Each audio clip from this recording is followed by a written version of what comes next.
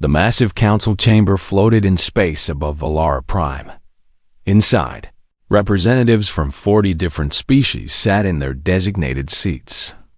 The room was circular, with holographic displays showing various star systems and trade routes. Today's meeting was important, but many delegates looked bored. Ambassador Minho sat in the human section, his hands folded on the table. He was a middle-aged man with gray hair at his temples and calm eyes. He wore the simple blue uniform of Earth's diplomatic corps. Around him, aliens of every shape and size talked among themselves. Some had scales, others had fur, and a few were made of materials he still couldn't identify even after 3 years on the council. The topic of discussion was Directive 7 Alpha. This directive would ban humans from serving as soldiers, guards, or military contractors anywhere in galactic space. No human could be hired to fight in any war, conflict, or peacekeeping mission. It was a permanent restriction that would last forever. Ambassador Yuna stood to speak. She represented the Trolaxian Empire, a powerful civilization that controlled 12 star systems. She was tall and elegant, with silver skin that shimmered under the chamber lights. Her people had been part of the galactic community for over 3,000 years. This directive is ridiculous, Yuna said, her voice carrying across the chamber. It is discrimination, pure and simple. Humans are new to our community, yes, but they deserve the same rights as everyone else. Why should they be banned from military service? Several delegates nodded in agreement. A Vryn representative, an insect-like creature with multiple arms, clicked its mandibles loudly. The Trolaxians are correct. We have fought alongside hundreds of species. What makes humans so different? So dangerous? Laughter rippled through the chamber. It was not mean-spirited, but it was dismissive. To many of the older species, humans seemed ordinary. They were mammals from a small yellow star. They had no natural armor, no venomous bite, no ability to breathe in toxic atmospheres. They lived for barely a century. They were physically weaker than dozens of other species. Yuna continued, warming to her argument. I have reviewed human biology. They are soft creatures. Their bones break easily compared to high-gravity species. They cannot see in darkness like the Nyx. They cannot survive temperature extremes like the Thermians. They are, by all measurements, average. Perhaps even below average in many categories. More delegates murmured agreement. A few looked at Minho with something like pity. Why was the council considering such an extreme ban for such an unremarkable species? The council elder, Tholmer, raised one crystalline appendage. He was ancient, over 4,000 years old, and his body was made of living crystal that pulsed with soft blue light. When he spoke, everyone listened. The directive has merit, Tholmer said slowly. His voice sounded like wind chimes. There are reasons for this restriction. Reasons that the younger species do not understand. Then explain them, Yuna challenged. She was not being rude, but she was frustrated. Show us evidence.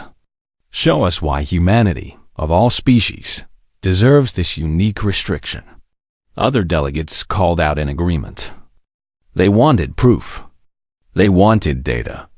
The chamber grew noisy with multiple conversations happening at once. Minho remained silent through all of this. He had expected this reaction. Most species in the galaxy had never seen humans fight.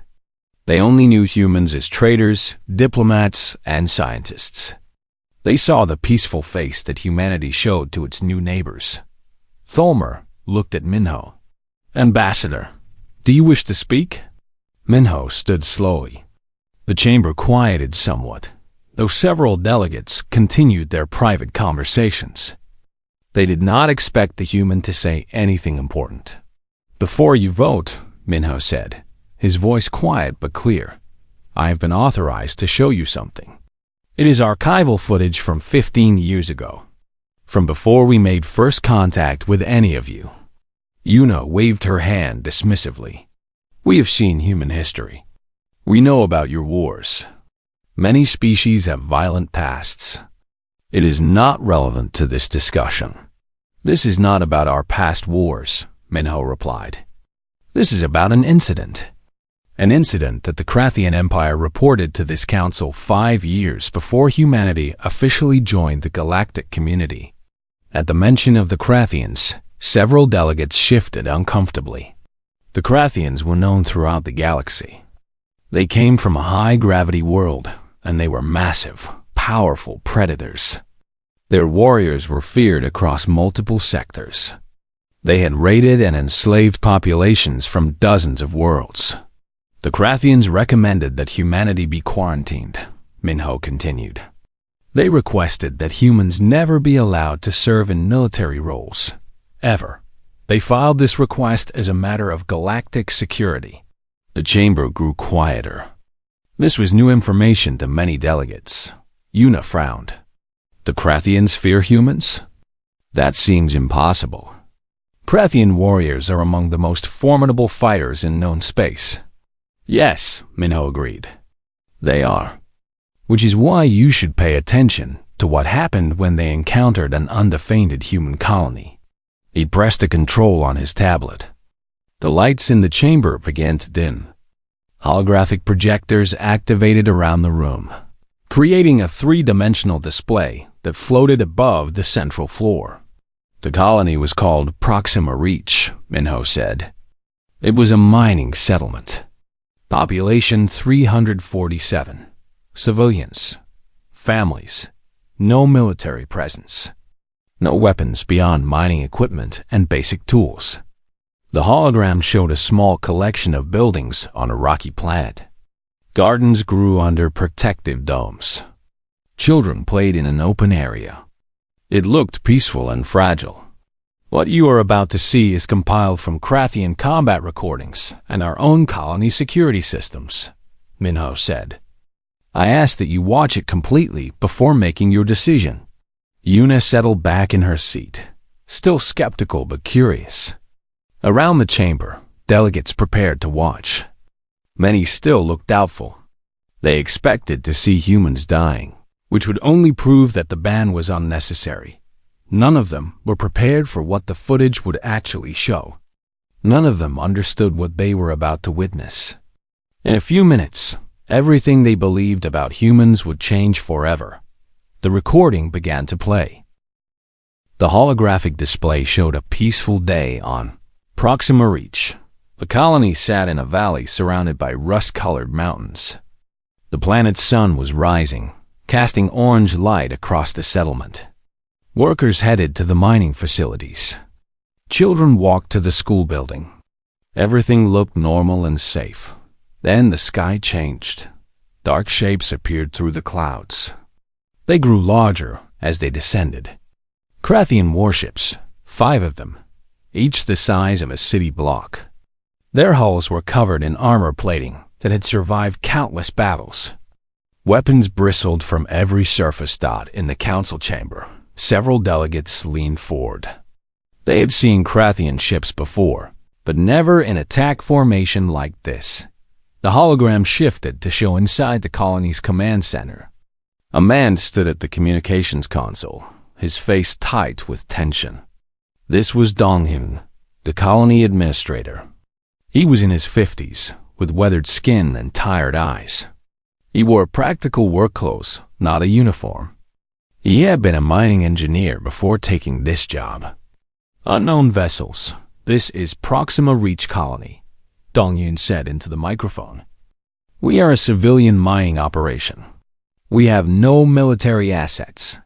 Please state your intentions. The response came quickly. The voice was deep and rough, like rocks grinding together.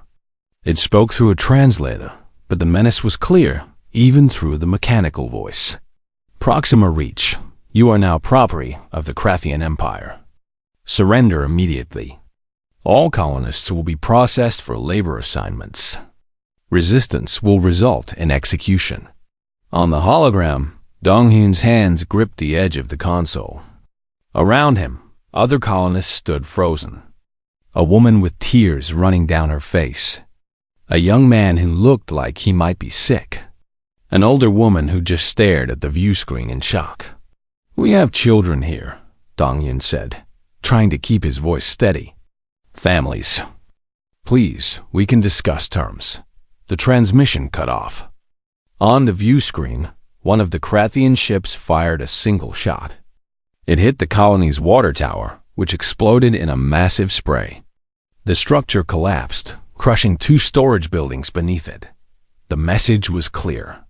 This was not a negotiation in the council chamber. Ambassador Yuno watched with a frown. "This is terrible, but it proves nothing." The colonists were helpless. "This shows humans as victims, not threats." Minho did not respond. He simply gestured to the hologram. "Keep watching." The display showed Krathian landing craft descending. They touched down in the colony's central plaza, crushing gardens and walkways beneath their weight. Hatches opened, and Krathian warriors emerged. The Krathians were massive. Each one stood over 8 feet tall, with thick muscle and natural armor plating on their shoulders and backs. They came from a planet with 3 times Earth's gravity, and it showed in every movement. They carried weapons that looked like they could punch through vehicle armor. Their faces were brutal, with heavy jaws and small, cold eyes. The hologram showed them moving through the colony in organized squads. They kicked down doors. They dragged colonists from their homes. The Krathians had done this hundreds of times before. They were efficient, professional. They expected this to be over within hours. Then the display shifted to show the mining tunnels beneath the colony. This footage came from helmet cameras worn by the colonists themselves. Jiho, a mining engineer, was running through the tunnels. Behind him came 40 other colonists, including children and elderly. They carried whatever supplies they could grab. "Collapse points Alpha through Delta," Jiho shouted into his radio. His voice was steady despite the fear in his eyes. "Now." On the surface, explosions rippled through the tunnel entrances. Carefully placed mining charges brought down thousands of tons of rock. The main access points vanished under rubble. A Krathian officer pointed at the collapsed tunnels and barked orders. A squad of 20 warriors moved to the rubble and began clearing it. They were strong enough to lift boulders that would take human machinery to move. The hologram switched to show inside the tunnels. Hana, a structural specialist, worked with 3 other colonists. They were placing more charges along the tunnel walls, working with quick, practiced movements. "They will clear that entrance in 30 minutes, Hana said. She was young, maybe 30, with dirt already smeared on her face. "We need to be ready." The Krathians broke through the rubble faster than expected. Their squad leader, a scarred veteran named Kroth, led his warriors into the tunnel. The helmet camera showed his perspective. Darkness ahead. The sound of dripping water. Footprints in the dust leading deeper into the mine. "Easy prey," Kroth growled to his squad. "Move forward. Watch for." The explosion threw him backward. His armor saved his life, but 3 warriors behind him were not as lucky. The tunnel walls had been rigged with shaped charges that directed the blast down the corridor. Rock fragments moved like bullets. When the dust cleared, 7 Krathians were dead. Kroth's armor was cracked. He stared at the collapsed tunnel ahead, his expression shocked. These were supposed to be helpless miners. Back on the surface, more Krathian warriors searched the buildings. They found families hiding in closets, in attics, under beds. The Krathians pulled them out roughly, but according to their protocol. Kill 10% to establish dominance. Enslave the rest. It had worked for centuries, but every time they gathered a group of colonists in the plaza, something went wrong. A long-range mining explosive would detonate nearby, forcing the Krathians to scatter. By the time they regrouped, The colonists had vanished into other buildings. The hologram showed a Krathian commander growing frustrated. He shouted into his communicator, demanding reports from his squads. The responses were confused. The humans were not fighting like soldiers. They were not holding positions or making stands. They were everywhere and nowhere. They set traps and ran. They created diversions and disappeared. On the third day, the colonists on the surface were finally cornered. 32 humans, including Sola, a botanist, and Wujin, a teacher, were trapped in the water reclamation plant. Krathian warriors surrounded the building. The Krathian squad leader called for their surrender. Instead, the building's ventilation system activated. A yellow-green gas poured from the vents thought the Krathians had superior biology. Their respiratory systems could filter most toxins. But Sola and Wujin had spent 48 hours without sleep, converting agricultural chemicals and mining solvents into something new. Something that bypassed Krathian filters and attacked their lung tissue directly. 17 Krathians died choking on their own blood. The survivors retreated, their confidence shaken. In the council chamber, the delegates watched in growing silence. The laughter had stopped. The dismissive comments had ended. They saw colonists, not soldiers, teachers and engineers and farmers. But they fought with a creativity that was terrifying. Ambassador Yuna stared at the hologram. Her silver skin had paled slightly. Around the chamber, other delegates shifted uncomfortably in their seats. The hologram continued to play. Day 4. Day 5. The Krathian casualties mounted. The human survivors grew fewer, but they fought harder. More desperate. More vicious. Minho's voice cut through the silence. This is only the beginning. It gets worse. No one laughed now. No one questioned why humans should be banned from military service. They were starting to understand. And they were starting to be afraid. The hologram showed Day 7. The Krathian forces had brought in heavy equipment. Armored vehicles rolled through the colony streets, crushing debris under massive treads. The Krathian commander had decided to use overwhelming force. No more searching building by building. They would simply demolish everything and dig out the survivors. In the council chamber, delegates watched as 3 armored vehicles advanced in formation. Each one weighed over 50 tons and carried enough firepower to level a city block. Their armor could withstand direct hits from anti-tank weapons. The lead vehicle rolled down the main street, its commander visible in the top hatch. Suddenly, the ground beneath it collapsed.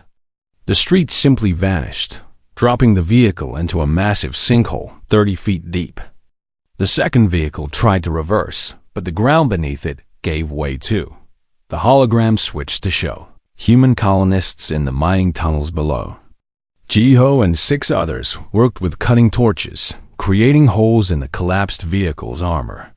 It took them 2 hours of careful work. When they finally breached the armor, they used mining explosives to finish the job. No Krathian crew members survived.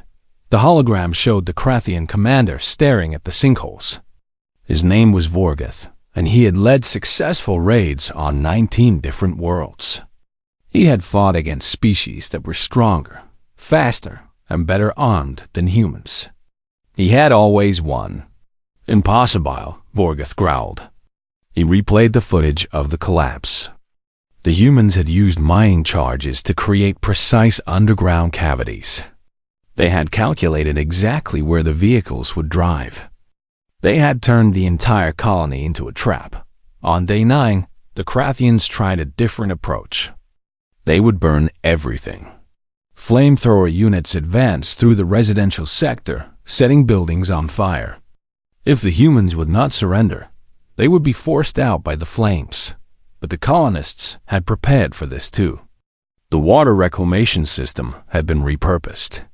Hidden pipes ran through the colony, and when the Krathians gathered to watch the fires, water mixed with industrial lubricants sprayed from concealed nozzles. The Krathians slipped and fell. The oily water fouled their weapons and equipment. While the Krathians struggled, human snipers appeared on rooftops.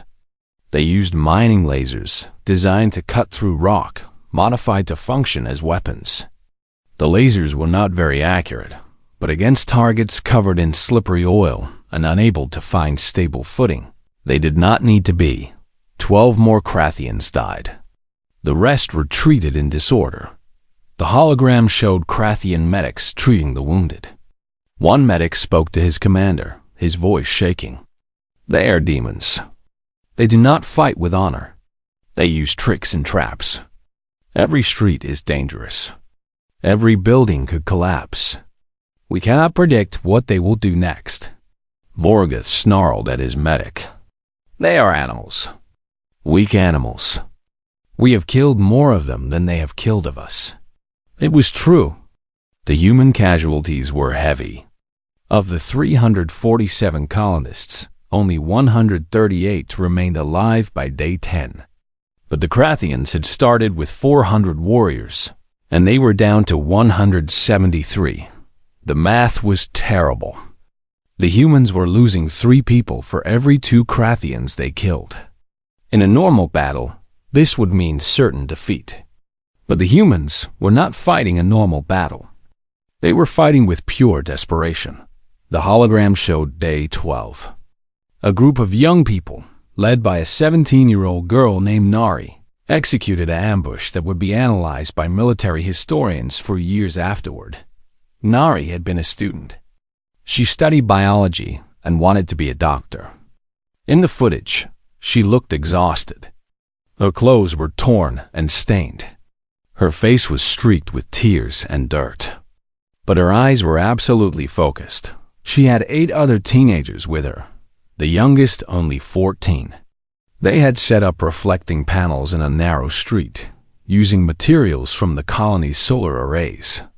When a Krathian squad entered the street, the panels redirected their thermal sensors, making them see heat signatures that were not there.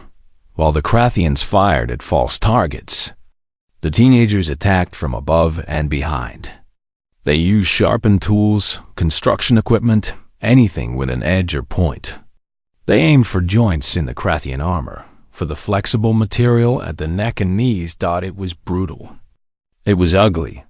Several teenagers died in the fight. But when it was over, 9 Krathian warriors lay dead, and Nari led the survivors away through pre-planned escape routes. In the council chamber, Ambassador Yuna had her hand over her mouth. Other delegates looked away from the hologram. This was not glorious combat. This was desperate, vicious survival. Children killing trained warriors through cunning and ruthlessness. The hologram continued. Day 13. Day 14. The pattern repeated. The Krathians had superior strength, superior weapons, superior training. But the humans had something else. They never stopped adapting. Every engagement taught them something. Every loss made them more determined. Krathian communication intercepts played through the chamber's speakers. Warriors talking to each other, their voices strained. They poisoned the water supply. 3 of our squads are sick. The building was rigged to collapse. We lost 4 clearing it. They attacked during our sleep cycle. How did they know? They are always watching, always learning. They never rest. By day 15, Vorgoth's transmissions to his fleet showed a commander on the edge of breakdown. Request reinforcements. Request orbital support. These are not normal civilians. Something is wrong with them. They fight like every battle is their last. They use everything as a weapon. The air, the water, the buildings, the ground itself. We cannot predict them. We cannot break them. The fleet commander's response was cold. Negative. You have sufficient forces. Complete the mission. Vorgoth stared at his casualty reports. 400 warriors reduced to 127.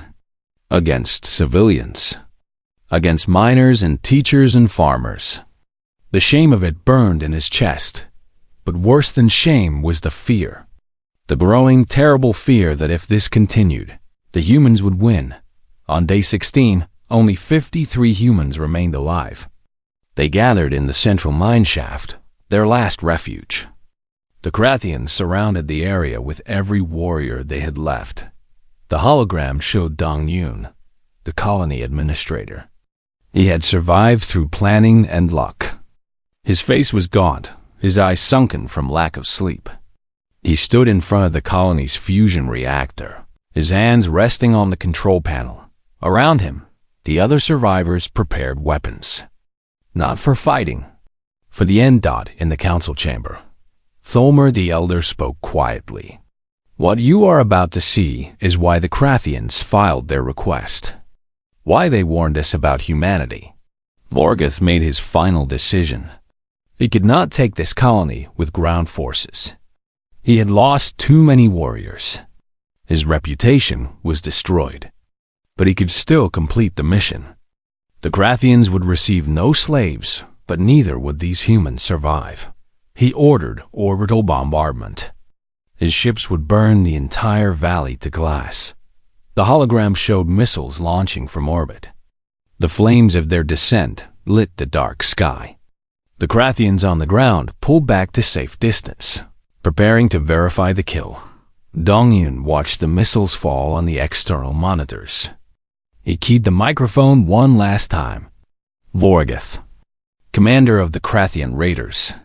His voice was calm, almost gentle. You came to take slaves. We gave you war. 17 days. 53 humans. We killed 273 of your warriors. Vorgoth listened, his face expressionless. You will remember us, Dong-Yun continued. You will remember Proxima Reach. You will tell your people what happened here. And maybe, just maybe, you will think twice before attacking humans again. His hand moved to the fusion reactor controls.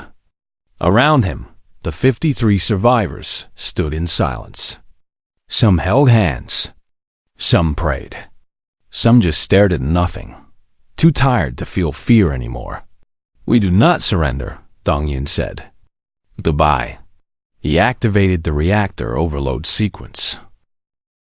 The council chamber was silent as the hologram showed the moment of detonation.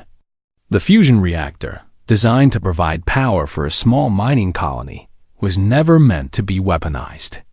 But the colonists had spent days preparing it, removing safety systems, reconfiguring the magnetic containment fields, turning a power source into a bomb. The explosion began underground.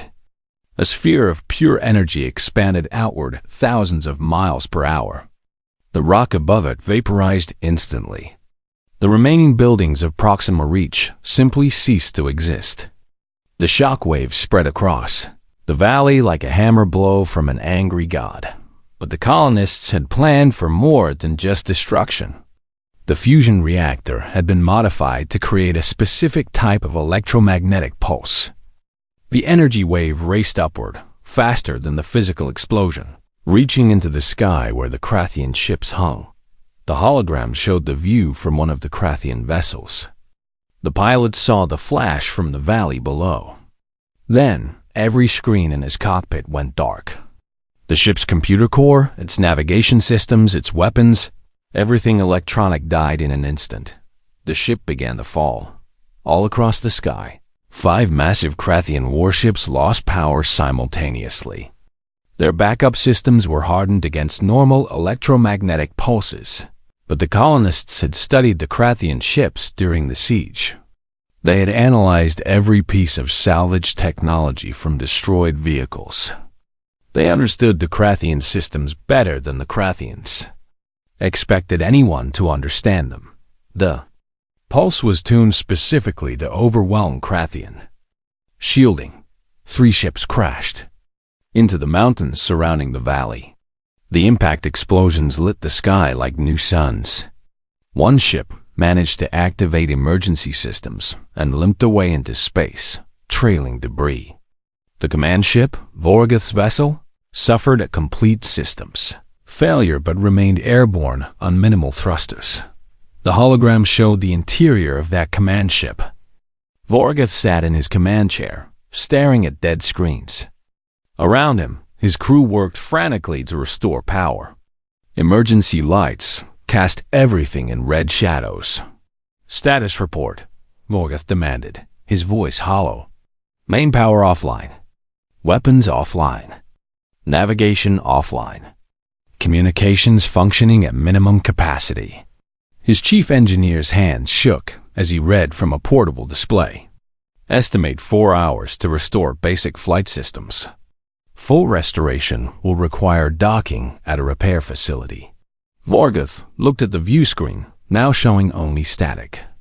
The valley where Proxima Reach had been was a crater. A mushroom cloud rose thousands of feet into the air. The temperature at ground zero was hot enough to melt steel dot. There were no survivors. Not the humans. Not the Krathian warriors who had been waiting nearby to verify the bombardment. The hologram shifted to show escape pods, launching from the crashed ships. Krathian warriors evacuated, their powered armor allowing them to survive crashes that would kill most species. The display showed a count. 31 Krathians escaped. Of 400 warriors, only 31 remained in the council chamber. No one spoke.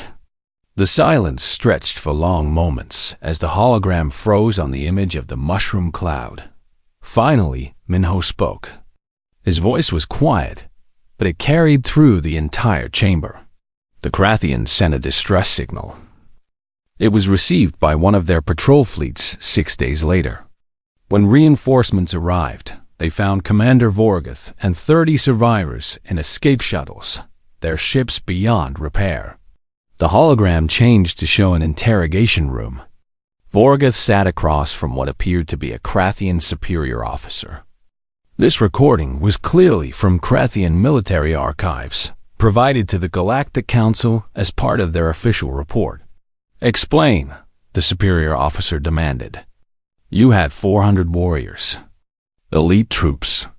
You had 5 warships. You faced civilian miners. How did this happen?" Vorgoth's voice was flat, emotionless. He stared at nothing. "They do not fight like any species we have encountered.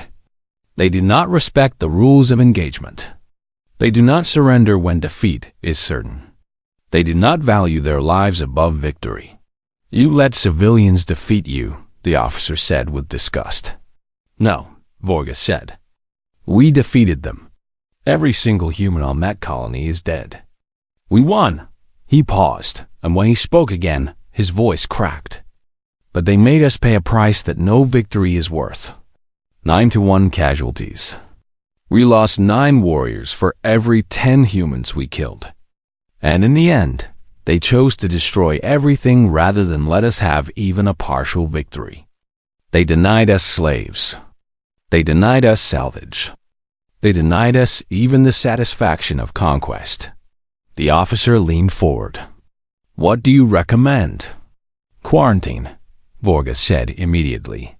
"The human species should be classified as a galactic threat. Not because they are strong, not because they are fast or intelligent or numerous, but because they do not break. They do not stop. They will turn anything into a weapon. They will sacrifice everything for revenge. They are persistence predators on a level we have never encountered." The hologram showed Vorgoth's hands. They shook slightly as he continued. "Every species we have fought understands when they are defeated. They surrender. They retreat. They accept loss. Humans do not. They escalate. They become more dangerous when cornered." That colony administrator, Dong Yun, he spent the last 3 days rigging his own power reactor into a weapon. While his people died around him, while he had no hope of survival, he worked on one final revenge. "And the survivors?" the officer asked. "The 31 warriors who escaped. What is their status?" "8 have requested retirement," Vorgoth said quietly. 15 require psychological treatment for trauma. The remaining 8 refuse to discuss the incident. None of them will ever raid a human colony again. None of them want to. In the council chamber, Ambassador Yuna sat very still. Her earlier confidence had completely evaporated. Around the room, delegates from species that had fought wars for thousands of years looked shaken. The hologram continued. It showed a formal Krathian military report, submitted to the Galactic Council 5 years before humanity made official first contact. The report's conclusion was simple and direct. Humanity represents a unique threat to galactic stability, not due to technological superiority or military strength, but due to psychological factors that make them unsuitable for conventional military operations. They do not acknowledge defeat. They do not accept proportional losses. They view war as total commitment rather than political maneuvering. Recommendation: quarantine human space. Prevent human integration into galactic military structures. Avoid conflict with human settlements at all costs. The report included casualty analyses from Proxima Reach. It showed how the humans adapted their tactics every single day, how they used every resource available, how they fought with no regard for traditional rules of engagement. It included psychological profiles of the survivors, teachers who became trap makers, engineers who became weapons designers, a 17-year-old girl who led a successful ambush against trained warriors. The hologram showed one final image, a photograph of Proxima Reach before the attack. Families in the plaza, children playing, gardens growing under protective domes. A peaceful community that just wanted to be left alone. Then it showed the crater, the absolute devastation, the complete erasure of everything that had been there. Minho stood, facing the council. 347 civilians held off a Krathian raiding force for 17 days. They killed 369 professional soldiers. They destroyed 4 warships and damaged a 5th beyond field repair.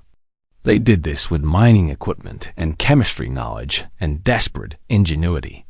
He paused, letting that sink in. And when they knew they could not win, when they were down to 53 survivors against over 100 warriors and orbital bombardment, they chose scorched earth, total destruction. They took their revenge even in death. The chamber remained silent.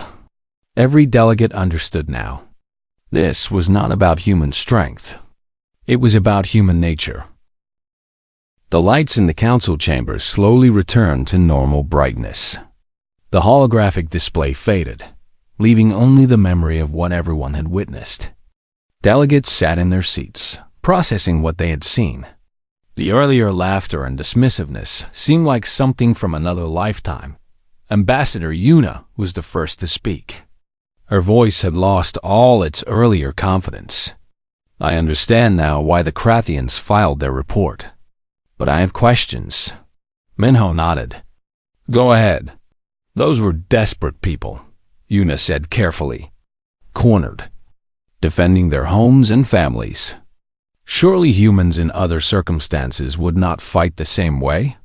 Minho pulled up another display on the chamber's screens. It showed a timeline of human history. Wars, conflicts, battles spanning thousands of years. This is who we are, Minho said. We evolved as persistence hunters on a death world. Our ancestors would track prey for days, weeks even, until the animal collapsed from exhaustion. We did not have claws or fangs or natural armor. We had endurance. We had the ability to keep going when everything else gave up. He highlighted several historical battles on the timeline. Battle of Thermopylae. 300 soldiers held off an army of thousands. Stalingrad. Millions died rather than surrender a single city. Iwo Jima. Soldiers fought for every inch of ground on a tiny island. This pattern repeats throughout our entire history. When humans decide something matters, they do not calculate acceptable losses. They commit everything. A Vryn delegate, the insect-like being who had laughed earlier, raised one of its multiple arms. But surely your military, your professional soldiers, They would be different from desperate civilians? Worse, Minho said bluntly. The colonists at Proxima Reach had no training. They improvised everything. Imagine what trained human soldiers could do. Soldiers who have studied warfare their entire lives, who have practiced these tactics, who have had access to actual military equipment. He brought up training footage from human military forces. We teach our soldiers to win at all costs. We study historical battles not to avoid mistakes, but to learn how to be more effective. We honor those who sacrifice everything for victory. In human culture, the highest military honor is often given posthumously to those who died completing their mission. Thalmer, the ancient crystalline elder, spoke for the first time since the footage ended. The issue is not capability. Many species in this council have formidable militaries. The issue is psychology. Most species understand war as politics by other means, a method to achieve specific goals. Humans understand war as total commitment. Another delegate, a floating gaseous being called a Nephili, pulsed with concern. What about human mercenaries? Private military companies? We have species that provide these services throughout the galaxy. Minho shook his head. That is exactly what Directive 7 Alpha prevents. Human soldiers fighting for causes that are not their own would be unpredictable. During the siege of Proxima Reach, those colonists fought for their families, their homes. That was their cause. Now imagine human soldiers fighting for money, for contracts, for employers they have no loyalty to. They might switch sides, someone suggested. No, Minho corrected. Worse, they would complete their contracts with the same total commitment you saw in that footage. Species that hire human mercenaries would get exactly what they paid for. No moral hesitation. No proportional response. Just mission completion at any cost. And when the contract ends, those humans would return to society with combat experience and a very specific skill set. He pulled up another document. The Crethian report includes recommendations from their own military psychologists. They state that human combat veterans suffer from what we call post-traumatic stress disorder at higher rates than any other known species. The psychological cost of war affects us deeply. Putting humans in combat situations for profit would create damaged individuals who might destabilize human society itself. Ambassador Yuna looked at the casualty reports from Proxima Reach again. The colonists lost. They all died. How is this different from any other defensive battle? They chose how they died, Minho said quietly. That is the difference. They could have surrendered. They could have become slaves and survived. Most species would make that choice. Survival over pride. But humans, especially cornered humans, choose defiance over survival. They chose to deny the Crathians everything, even at the cost of their own lives. A delegate from the peaceful Luminari species spoke up. They were energy beings who had never fought a war in their 10,000-year history. This seems like a cultural problem. Could humans not change? Could they not learn less destructive ways? Minho smiled sadly. We are trying. Since joining the galactic community, humanity has worked hard to be good neighbors. We trade fairly.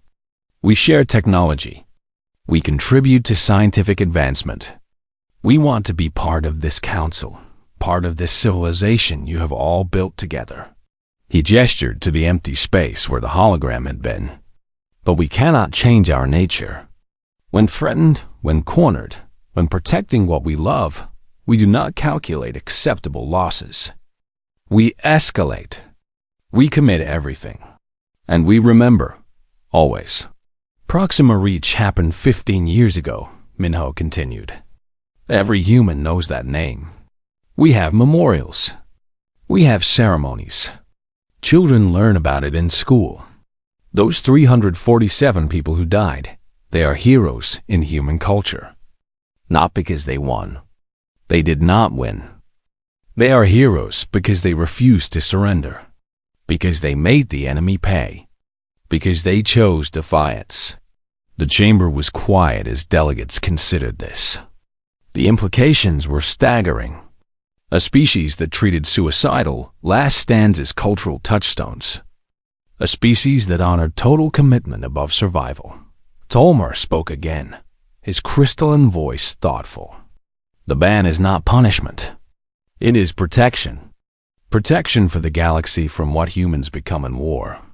And protection for humans from themselves. Yuna stood slowly. She looked at Minho with new understanding. You support this ban.